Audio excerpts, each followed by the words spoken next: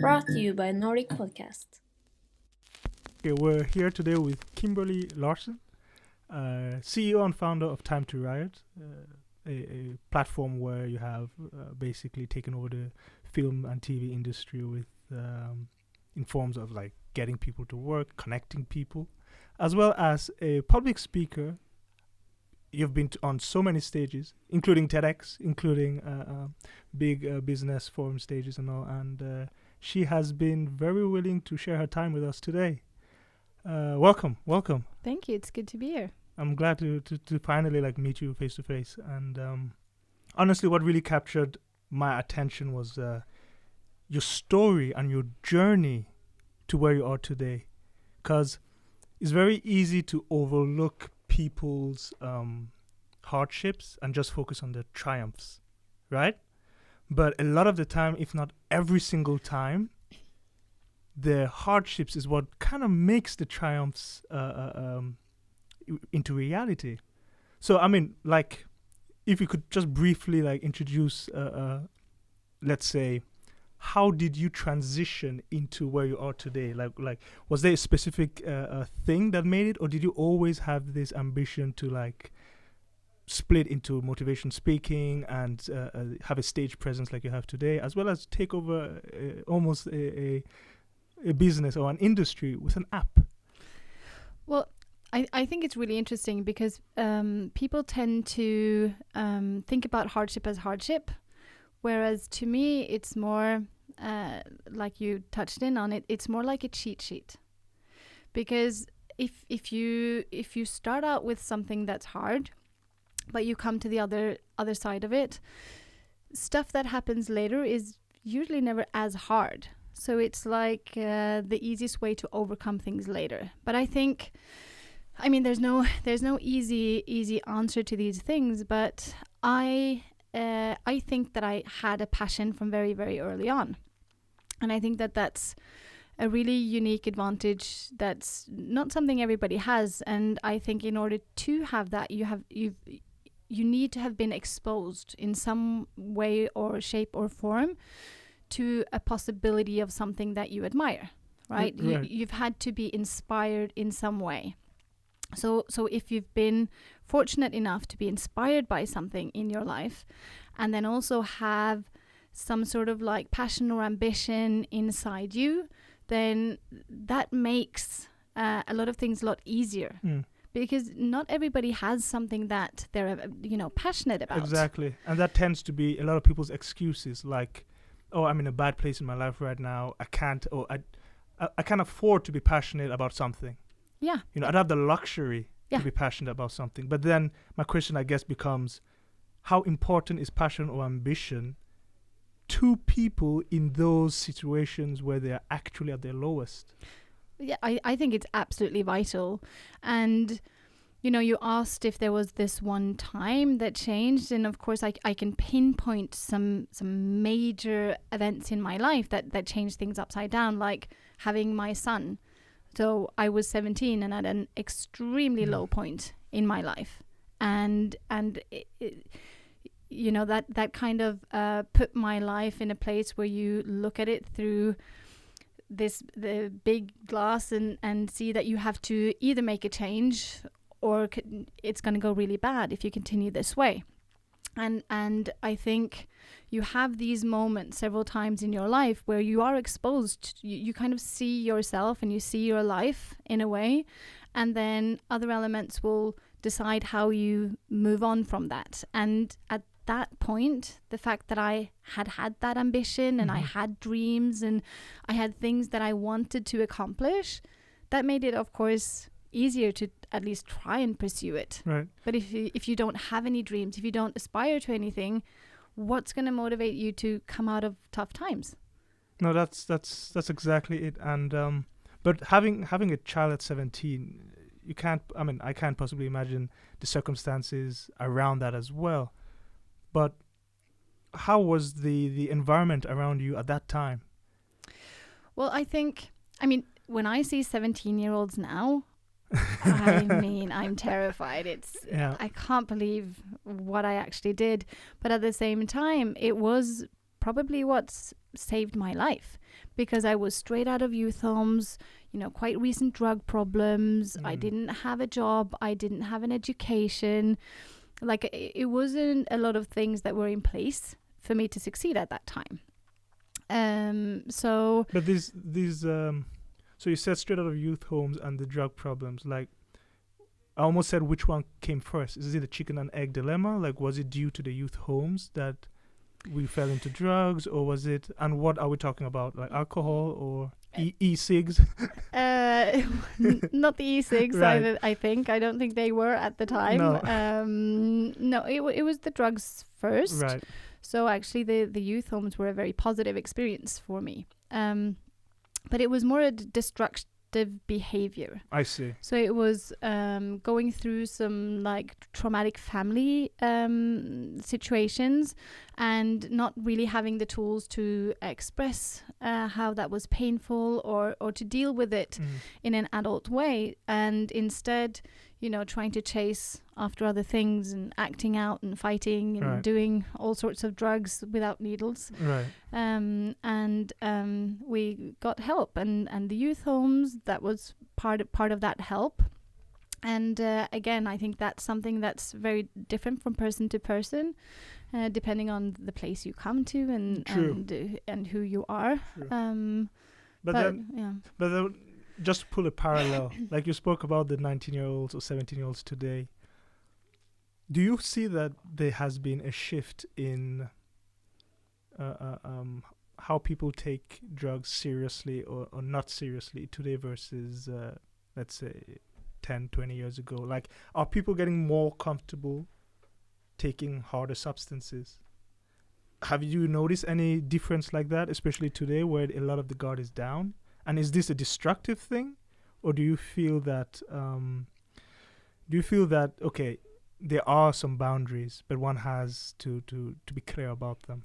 This is a fun political dilemma we're entering into. I remember in school when we were about like 10, 11, and a policeman would come with it was the block of hashes. Okay. And he would put it on fire, and then they would send it around the room so we could all like smell what this like dangerous drugs were. This was in Norway. This was in Norway. I've never heard about this. Mm-hmm. So the police officer would literally get everyone high. Well, I mean, depending, I can't remember how small the room was, but I can distinctly associate back to that smell. And I think the discussion around it's just changed on the type of drugs, right? So the discussions we had back then about the cannabis and that are sort of the same discussions we're having now about harder drugs. And I mean, I do not have any answers to this, no. But I think substances is something. It's all about having open conversations, sharing knowledge, and I think that's more important than the drugs, and teaching people about healthy lifestyles in general. Absolutely. There was actually a study done on this where they called it a rat park. Yeah. Now they put rats in a park, and in this park, everything a rat would love, right? You had the wheels that they could run, you had food, unlimited, you had water, unlimited, and then you had a cylinder filled with highly addictive opioids. Now, in another rat park, this one was devoid of any stimulus. So the exact opposite of a park. You could call it like a rat box, right? Clean. By clean, I mean like literally there's nothing in it. And really populated. No stimuli, no colors, but no food and water either. But the same opium cylinder. Now what they saw was that obviously the rats in the rat park, due to the environment of high stimuli, of socialization, and of alternate ways to, you could say, connect, the addiction rate of those rats were way less than the rats in the clean box with no stimuli. And that really shows that, as you just mentioned, it's not really about the drug, though. It's about the environment around it, the conversation around it, the park, so to speak. Yeah, that makes complete sense to me. And again, I am definitely no expert on this, but I've also, thought a lot about in France, where they grow up and learning about, enjoying a glass of wine with their dinner, compared to the tradition we had in Norway a long time, where it's so hard to get a hold of alcohol that it's easier for the kids to actually, get a hold of drugs. Right. And there's so limited time you can go out enjoying alcohol on town that you just get so drunk, and then you have after parties and pre-parties, and it's just an excessive behavior that comes with scarcity. Exactly. So that's where one has to almost like fill the gap with education, or the social society has to like pick up that slack. Yeah. But then the question becomes like, how do you inspire, or how do you light a spark in such a dark world like the box those rats were in, where there is no stimuli? It's easy to inspire people in a rat park, right? Exactly. So how do you light a spark in a void, Yeah. And that was, I was watching, I don't know if you've seen this new show on Netflix. It's called UXA. No, not on Netflix. It's on NRK. Okay. UXA, where Thomas Seltzer is sort of exploring what has become of the US. Oh. And it was an interview with a lady who wrote a blog post, and now later she's written a book and saying like trying to put into words what it means to be poor, and explaining like how there's no wonder you have 4 baby daddies, because you are just desperate for some sense of connection with someone, right? And just putting into words all these things that show exactly what you're saying. What do you do when you're in the rat box? Right. I wish I had the answer and do my magic wand, but you did come out of that triumphantly. Yeah. Not only as a fantastic human being and the values you came with it, but also from a business perspective. And I mean, we've had a lot of amazing guests here, and you're obviously in the ranks of them, because all of you have this same pattern of like phoenix rising from the ashes, right? And a lot of people don't see that the biggest, you could say, catalyst to rising from the ashes is also the emotional, the empathy, and the love that comes from that. For some reason, people think to be successful in business, you need to be hard, cold, cutthroat. But everyone that has been here is like, the opposite. Right. So this phoenix from the ashes kind of metaphor. And as I said again, how do you find the spark in the rat box? Like, what really inspired you? Because going from youth home to youth home, who were the people you're looking up to? And I mean, I have a mother who's always been beyond strong and always done extremely exciting and out of character stuff, and stood up for herself. And having those types of people in your life at least shows you sets of behavior that you can follow, right? And there's tons of those examples, but I think there's one extremely important element that I like to discuss with people. And I don't know if you've heard any of this from any of your other guests, but the hardest part was actually when you decide that you're going to change your life and do something, you also have to decide that this is the point in time where I have to stop feeling sorry for myself. Right? Because if you want to accomplish, like, there's just no room for it. You can't go out and expect to have all the same opportunities as other people, while at the same time you're feeling sorry for yourself. And although it sounds easy, it's really, really hard, because if you're first at that point, most likely you have great reason to feel sorry for yourself.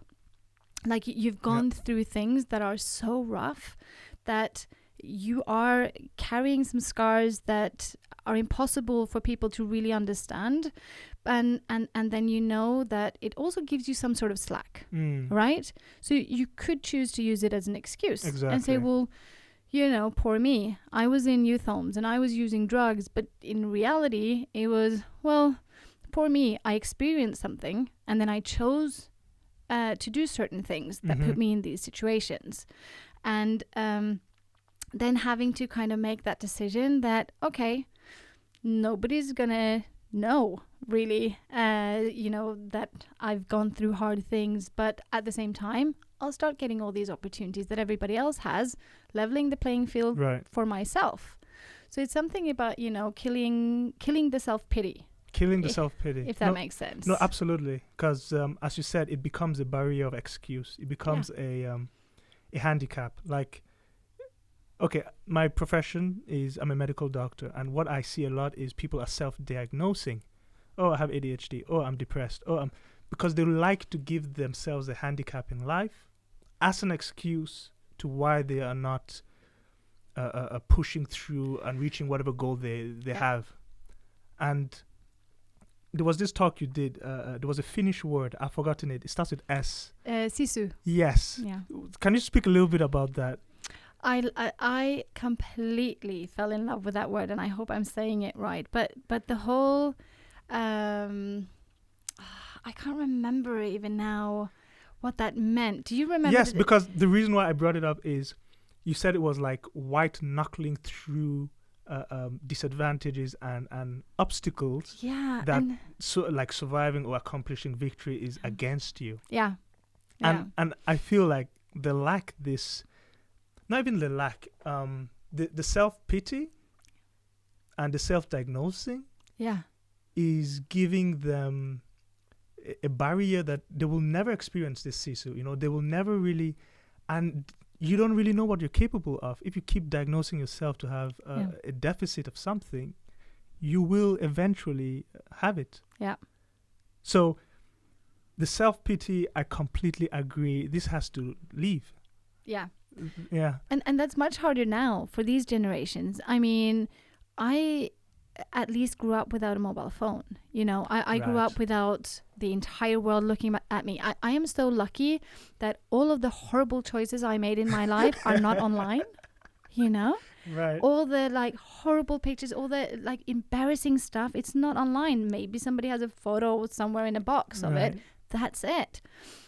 And then you can see yourself through the eyes of other people around you, all of that. But now this generation who first of all just has constant mirrors absolutely everywhere and these unrealistic images of everybody else because nobody's showing their truth self.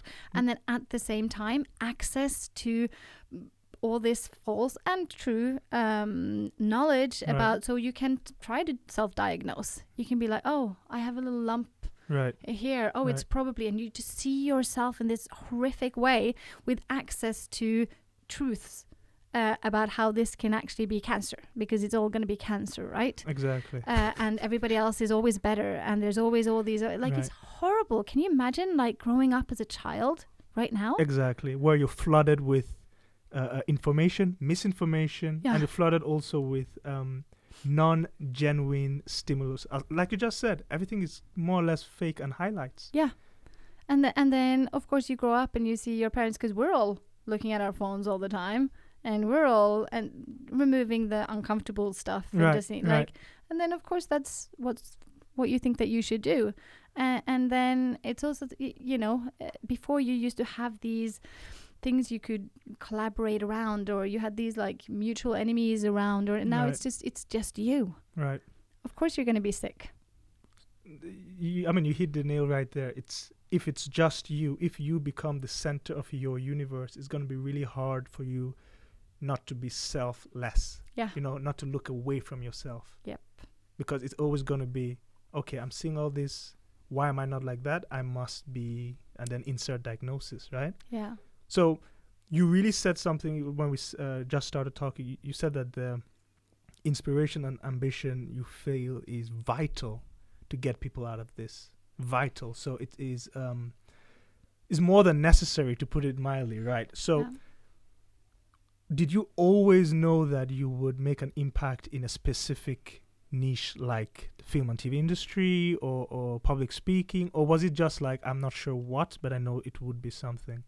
Well, I don't remember that so well, but my grandfather told me not too long ago that once when I came to visit them in the US, and I'd gotten on this bus, like big bus, and I'd like sat down and I'd looked around and I'd said, I wonder if all these people know who I will be one day.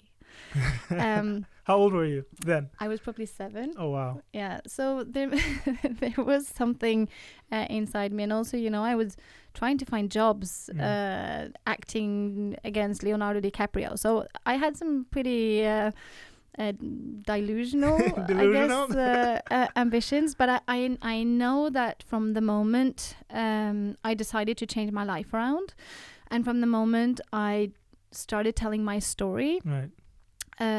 I knew I wanted it I wanted my experiences to maybe be of positive impact to other people, and also changing the sense of them. So going from being something bad to now being something positive. So whereas you can say that my background was painful, it's now something that's meaningful.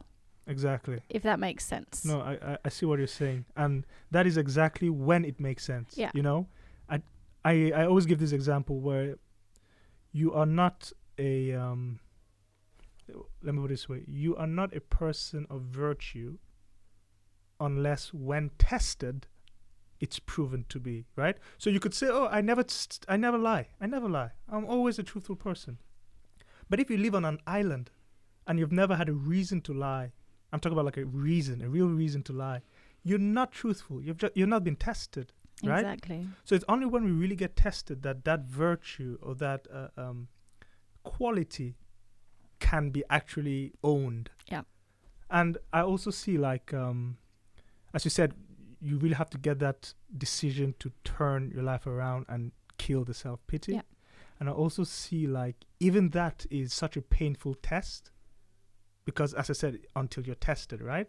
So even that is such a painful test, to kill your self-pity, to kill that ego, to pivot around it. It's so difficult that I'm even seeing on social media this new term called toxic positivity. Oh, I like that. You like that? Well, I like the term. You like the term. But now, okay, toxic positivity. When I first heard it, I was like, I don't even know what it means. Yeah. So I'm not even sure like what you think it means yet, right? Yeah. So I was like, okay, so I'll try to look further into this. And from my understanding, there are probably a lot of people like, no, that's not what it means. But from my understanding, it was like when you are at a disadvantage and you get from an outside stimulus that is like, stop pitying yourself, that was toxic positivity. Yeah. And I do disagree with that. Largely because I feel, okay, if we're talking about someone being insensitive, there's a word for that. It's called you're being an insensitive person right now. A family member just died.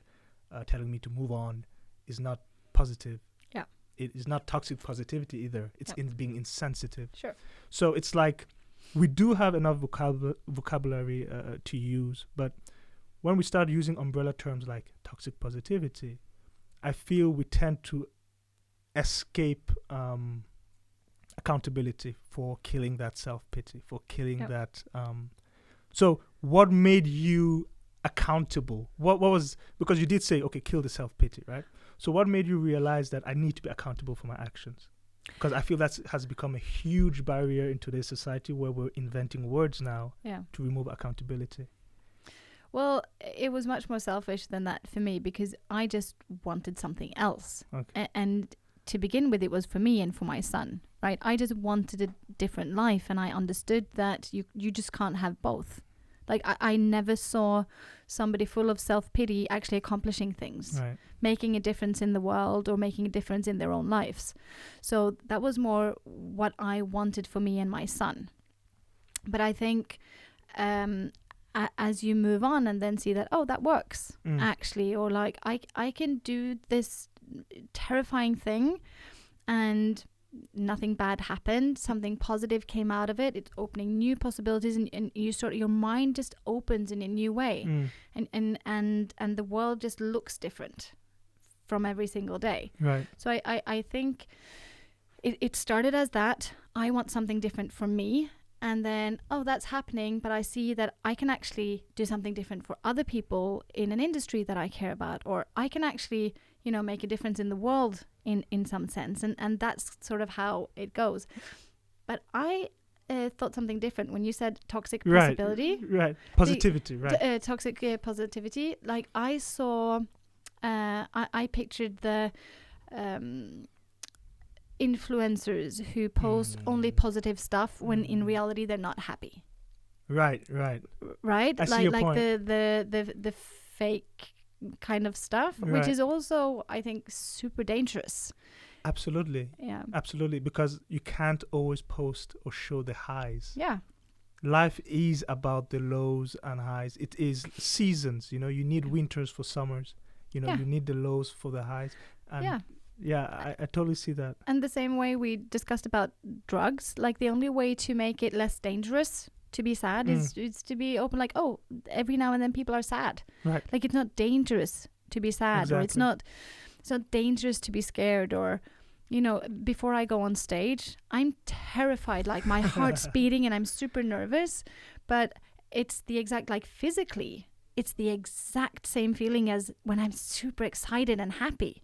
Like, so if we just sort of analyze a little bit more, we're more open about, this is just what it is, and then get a truer sense of life and people and how we should move around in the world. Exactly.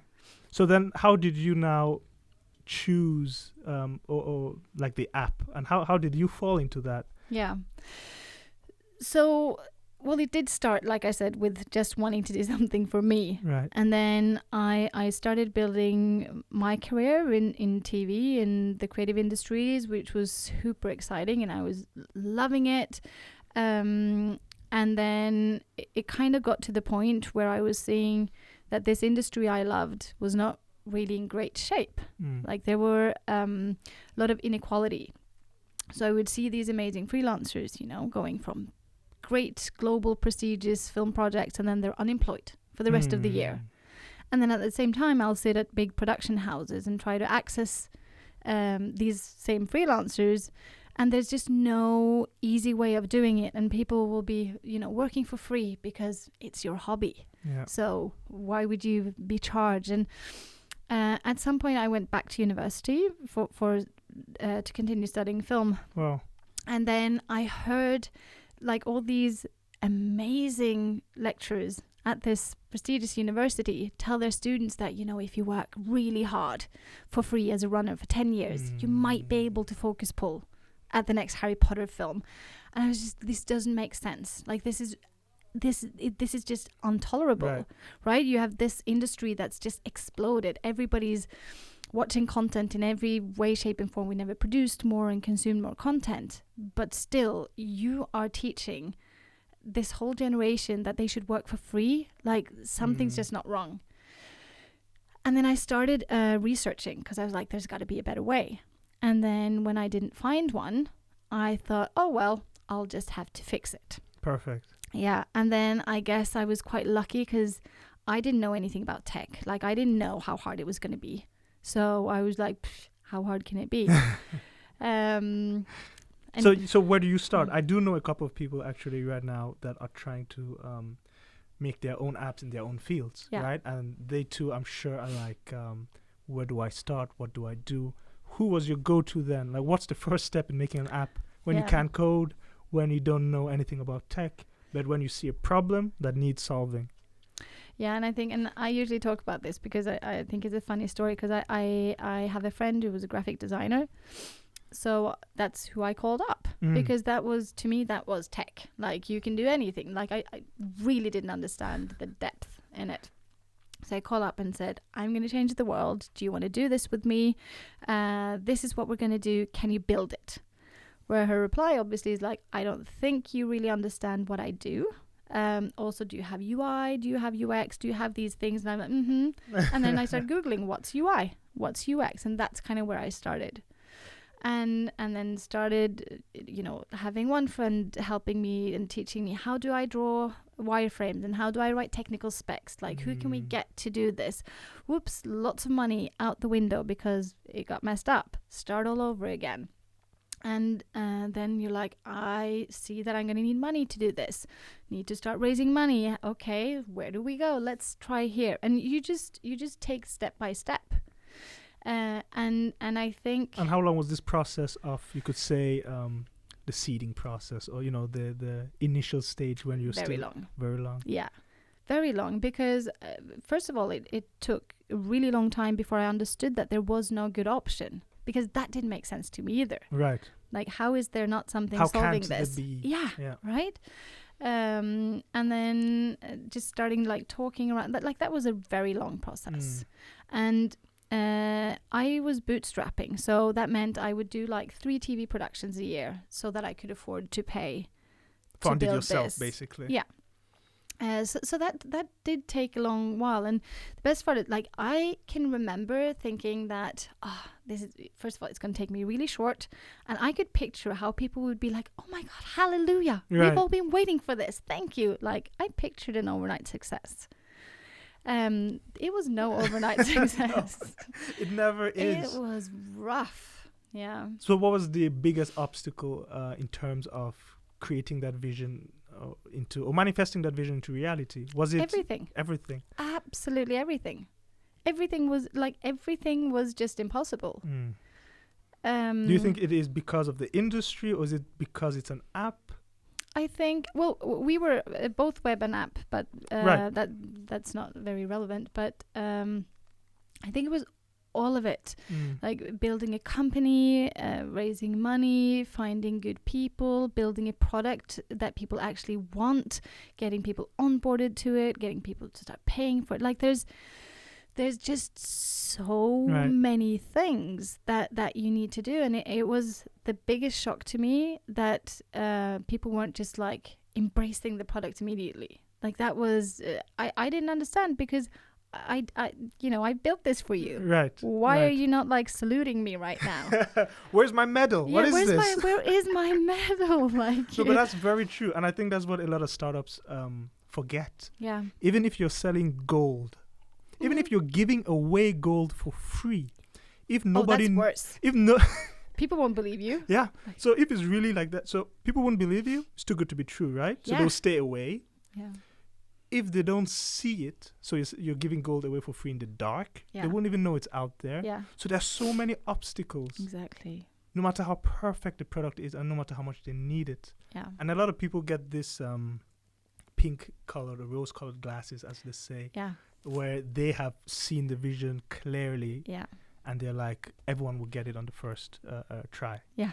But now, how old is Time to Riot? So we launched Time to Riot in 2016. 16. And I remember the first day of launch, we had 100 members sign up. And it was like, that was unbelievable to me. We had nothing. Like, it was not a lot of stuff. But that was like, wow, people really want my product. I remember I was looking, because we got great support from Innovation Norway. So we did like the phase 1, and then we did phase 2, and we were growing the audiences. And at some point I was going to help somebody go through my application to see like how can they write theirs, right? And I saw that I had written like, when we launched, our plan was to have 15 members and then double it the next month.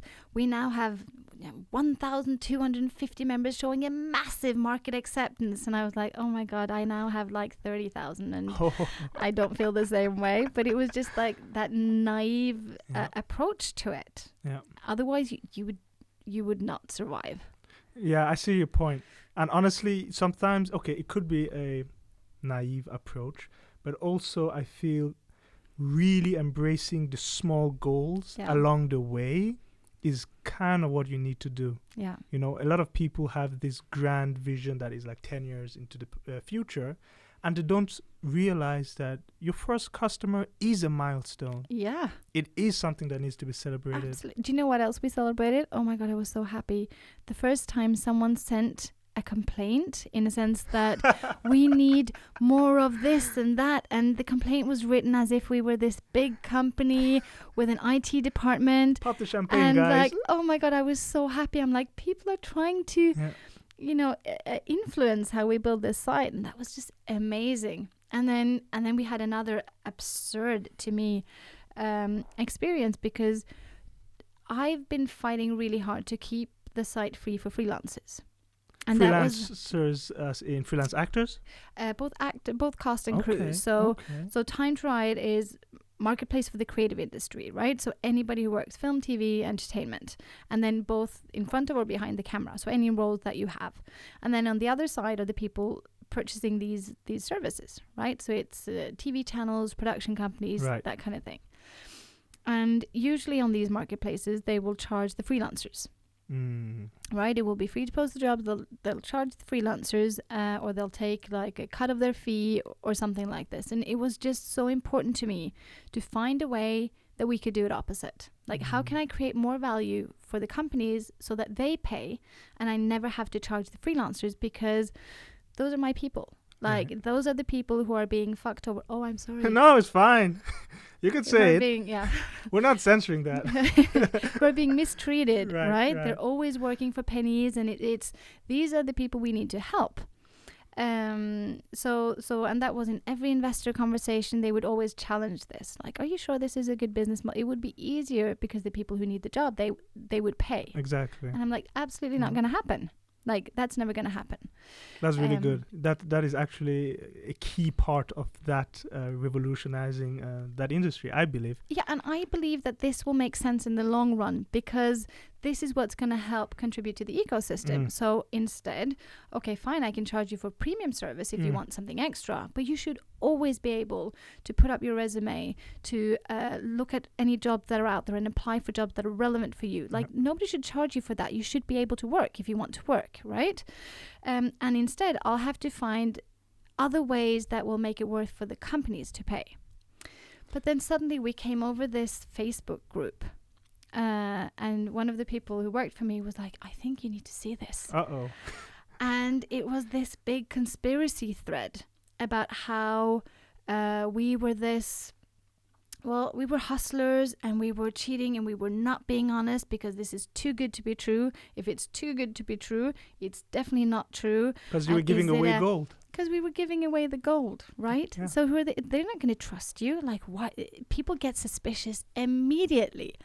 And it was this big thread, and a lot of people were involved, and I was so shocked, and I was like, but I'm doing this for you, and you're attacking me. Like, this makes no sense. Because they're not used to being treated fairly in such an industry, like you said. You couldn't even believe that solution was not there. Exactly. And I completely understand. I mean, when they call me and say, do you want me to give you a cheaper phone service? I'm like, no.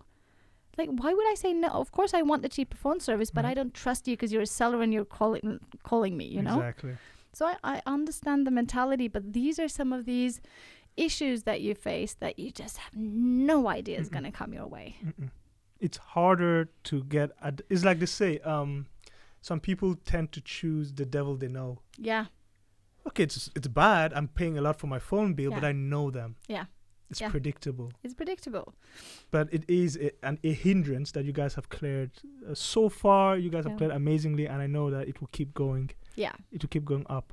But have you thought of, like, are you thinking of, like, branching out? Like, what is the vision, you know? Yeah, well, Time to Riot is growing very fast, and we're in several countries, and we're implementing a lot of new features now, so that's super exciting. But of course, we came to this point as well where we saw that, you know, what we do can be relevant for other industries. So, and I think this is interesting, going back again to that whole ambition part, right? Where as things open up, your worldview just changes. So it starts with, okay, just for me, and then for the industry I know. And suddenly we're in the situation now where, you know, future of work is something I've been obsessing about for years. Future of work? The future of work. Like, how will we work together and communicate together and live together in the future? And people are like, we'll see in the future. And suddenly we're in this situation now where we're sort of living in the future, right? People have to work remote. There's a lot more project-based work. People are freelancers. We need to connect with people across the world without actually meeting. And there's the whole world has changed into a situation where suddenly what I've done with Time to Riot is super relevant for a lot of other industries.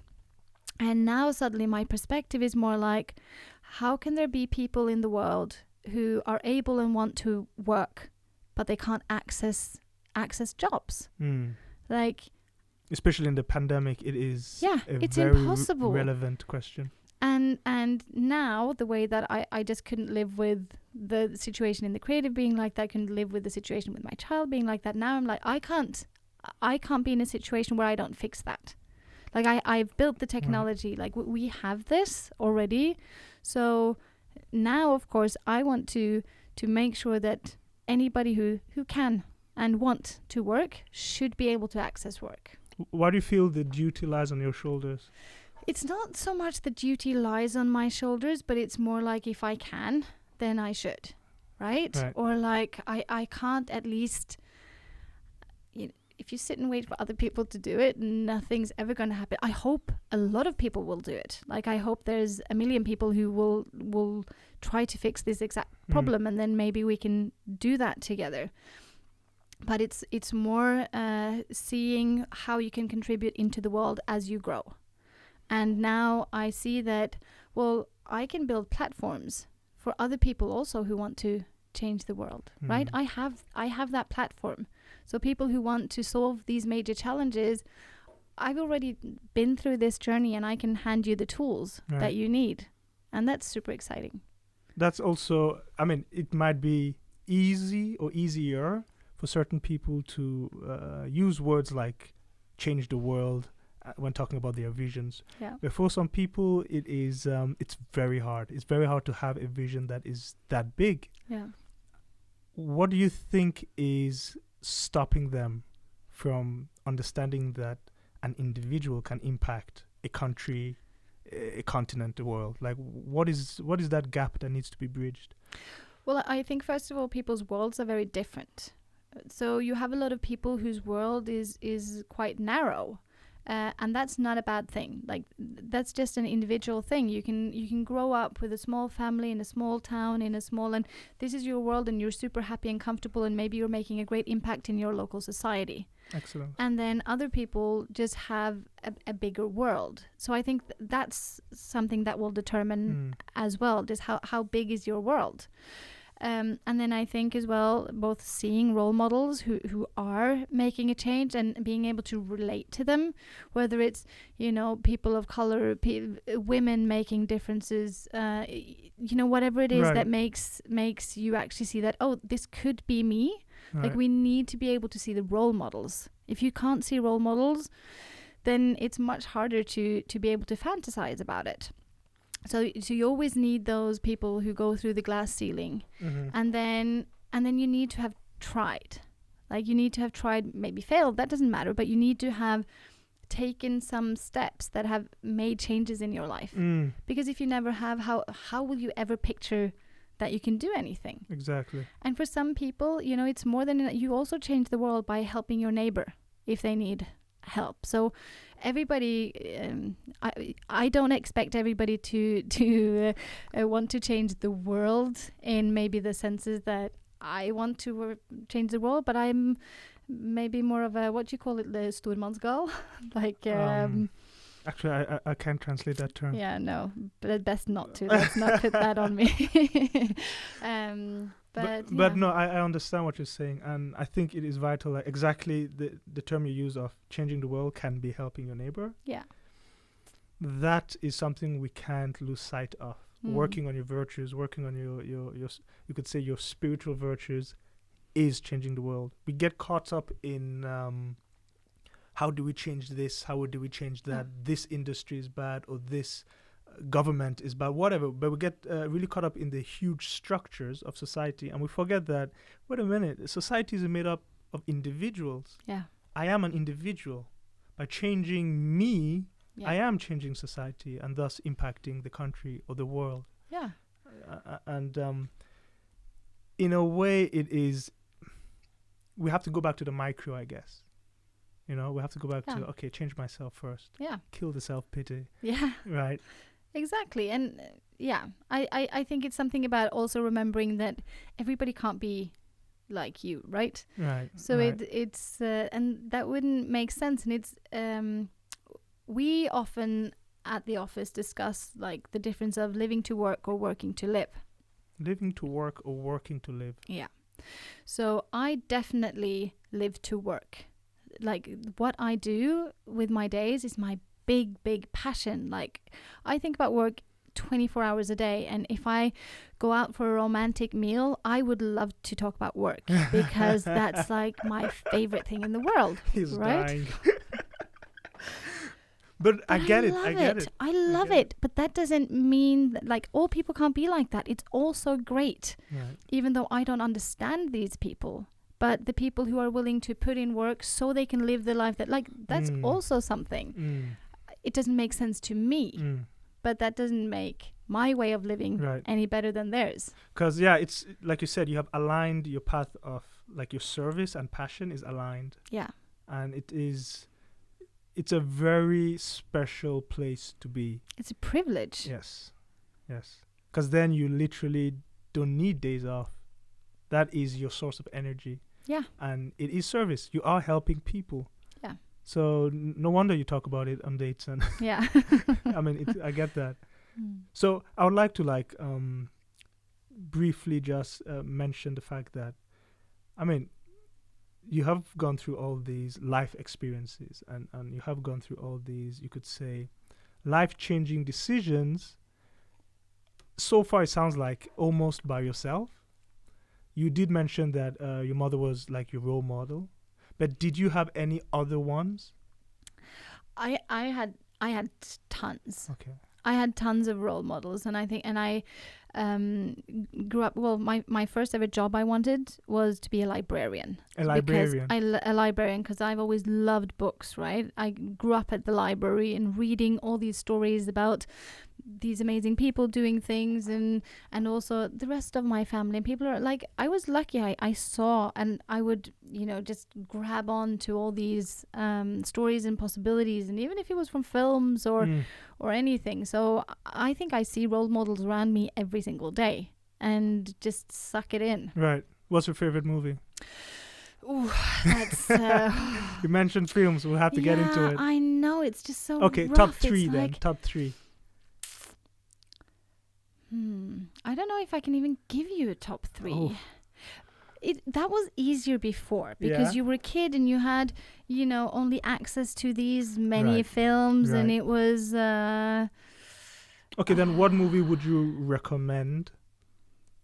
This one might be actually harder. What movie would you recommend as an inspirational path or story that really reflects basically what we've been talking about? Because I need movies to watch. I haven't seen one in a while. Oh my god. This is like, everybody who knows me are going to laugh when they hear this because they know I don't remember names, I don't remember titles, I don't remember what I did 3 days ago, but let me think. There are some really good movies.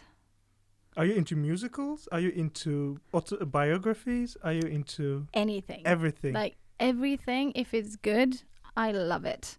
And also I love musicals, which I think I'm the only person I know who absolutely love musicals. I wanted to be in musicals when I was a child, but I couldn't sing, so that was not. That's not a very problem. Good. That's a big problem. I'm not going to be able to give you any No. movies. There's too many to choose from. You let me know later. I'll we'll let write you know it in later. the description or something. I'll write one. Yeah, I'll write some down. That's excellent. Yeah. I really like that. Even though we're talking about an industry or a business, we always come back to like heal yourself. Get yourself first in a position where you are healthy enough to serve, to work with your passion. But now it's like obviously you do have a son. So where do you? Okay, let me put it this way. How old is he now? And do you feel that your son is obviously you're proud of him as a parent, but do you feel that he is in an environment, today's 2020 environment is optimized for him to have the same type of insight that you had at that age 10, 20, 30, 40 years ago? because the landscape today of social media, of the internet, has completely changed. People spend 6 hours on platforms, on the phone, on Instagram. So there are obviously pros and cons. So do you feel he has the same type of insights and helps and tools like you could have? Well, I think I mean he's 22, so he's already above the generation who's suffering the most from this, and I guess he was lucky in the sense that he's always been extremely good at sports. So he grew up, doing football, always being of the best, and then he's done basketball. He's a basketball referee now, and wow. And that's been a luck for him. And I think his generation, they're not as much on social media. They do it at least in a different way. And then also he's extremely creative. He makes music, so he has a few passions. But I think he would absolutely be able to sit and talk like this on a podcast on, how is it growing up with a 17-year-old mother, has no idea what to do in life and being different in that sense, and I think everybody can. Like, everybody will have their story of how things were different and difficult and what put the mark on them. Right. But he's this extremely empathetic and clever and smart and kind man. So I think he has the best potential, but that's most because of his personality, who he is. I don't think the world is very easy for people on his age, and now with the COVID as well. Like, it's can you imagine being in your 20s and in lockdown most of the time? Right. I am in my 20s though, so ouch. But can you imagine being in your 20s? I'm How joking. old are I you? get it. 28. Yeah. Well, you're way I older. know. I'm joking. But no, I get it. I get Yeah. it. And especially, I have younger brothers. Yeah. And going through education during COVID. It's just completely different. Like, there's no way we would be able to imagine what impact this will have on them, on these generations to grow up. And what 2021 will bring. Yeah. The difference between 2019 and 2020 is it's like an accelerated program. It is. Yeah. But I feel it is also a sign of humans need to change. Yeah. It is also a sign that we're not doing well enough. We're living as if we are immortals in everything we want, and then as if we'll die tomorrow in things we don't want. So it's like we really need to take a hard look at our civilization and understand that our values are in the wrong places right now. Yeah, and I think when you're in a crisis, it's always the absolute best opportunity for big change, right? So a lot of these changes in our lifestyle that we're seeing now are things that were pretty much inevitable, but it was just going extremely slow. So being able to, effectivize workplaces or things like remote access to work and all these kind of things were elements that we really needed. Right. Exactly. But it was impossible to change these big set companies and industries and our minds quick enough. But what happens then in crises like this is that we just get a completely different perspective and we're able to adapt in a different way. So some of these side effects might be very important and positive changes for us, even though we're living in a very difficult time with a pandemic that is absolutely heartbreaking and horrible. There are some side effects in our behavior that comes out of crisis that I think can actually be good. Do you think we're out of it yet? No. How? Okay, that's hard to answer. I don't think anyone knows how long we'll be in it, but to draw a parallel between what we're going through as a planet and what you went through as a person, do you think it's time for the planet to kill that self-pity and really stop complaining about no, kill that self-pity and really say, okay, we need to do these things? Yeah, I think at least us living on the planet, right? That at least it gives us a perspective. And one interesting thing, well, at least I think it's interesting, I've been thinking about this a lot, that in the world, we've gone through horrible things like the different world wars, and although it sort of affected the whole world, it was still not affecting the entire world in the same way. Whereas at this moment in time, around the entire world, we're experiencing this pandemic more or less in the same way. Like the same fears and the same... I have a point. You actually have a point. I don't think there has been something like this before. So united, right? Yeah. And not to say that other big crises haven't affected the entire world, but this is different. It wasn't this acute. It has never been this acute, this immediate, because communication is seamless. Yeah. The speed of which the pandemic happened and spread is seamless due to transportation being at its best.